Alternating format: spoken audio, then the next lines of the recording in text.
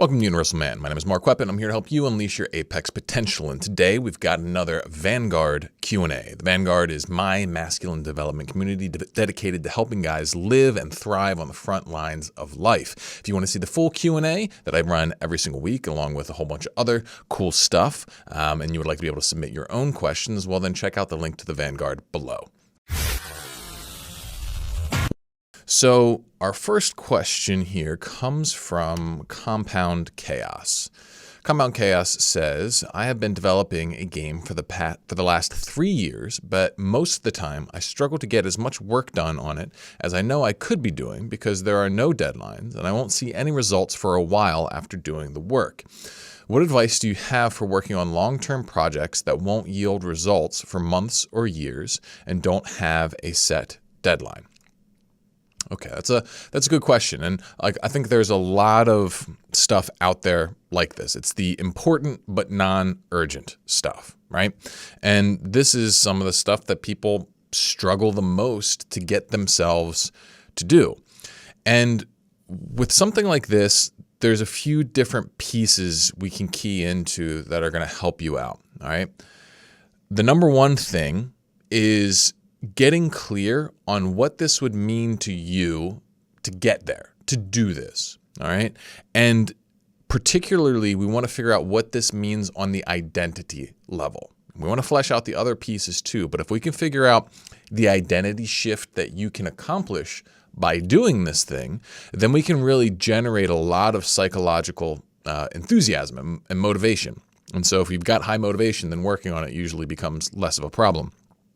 So like if a client was coming to me and I was coaching them around this, the big thing is like, all right, well, who do you get to become if you make this change, right? And so in your scenario, it would be you get to be a game designer. You get to be someone who has produced a video game, okay? And do you want that? How much do you care about being able to add that to your identity? I'm a guy who does X, right?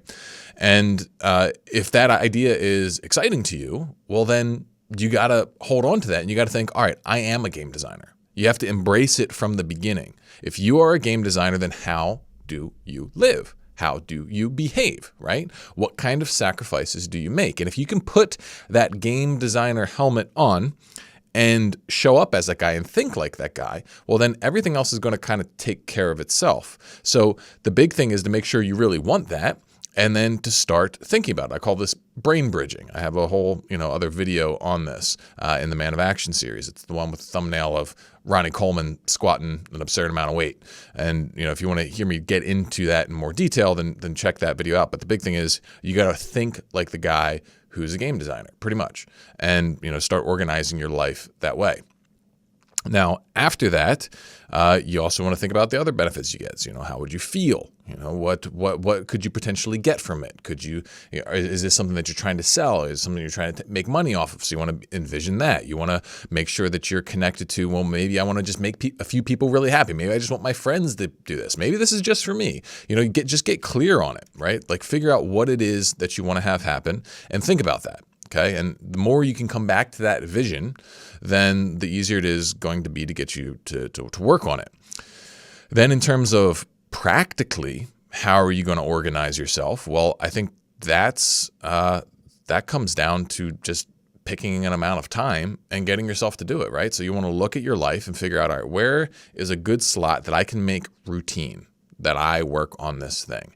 And you want to figure out so maybe it's in the mornings, maybe it's in the evenings, maybe it's, right before you go to bed, maybe you got to get up early. I don't know.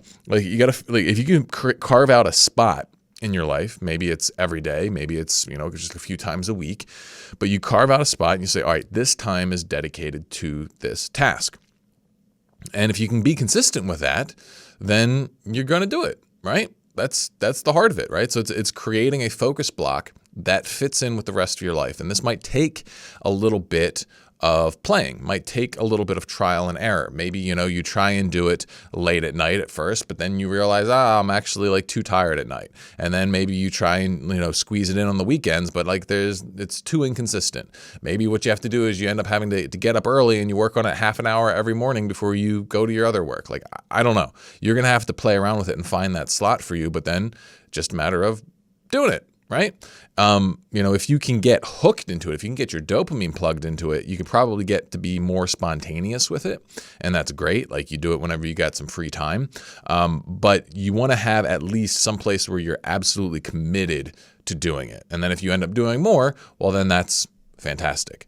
But, beyond that, it really just comes down to your internal activation in the moment, right? So if you can, in the moment, know what to think, know what to do inside of your head to get yourself to just sit down and start working on the game, then you're going to be able to do it, right? And so that's where you can get into like the claim methodology that, I teach in the Radiant Willcraft series, or you can check it out in the Enter the Omni Game series, where, you visualize what that end result you want, tapping into the gratitude and then unfolding and using that to activate and get yourself going. And then that's pretty much what I would do. And if you find any significant resistance come up, that's where you want to use the cut method. So that's the general strategy. Think through that and get your plan set up. And from there, it's a matter of just figuring out what breaks and then adjusting so that you can keep going and rolling and making progress in your game. So hopefully that helps you, my friend, and anyone else out there who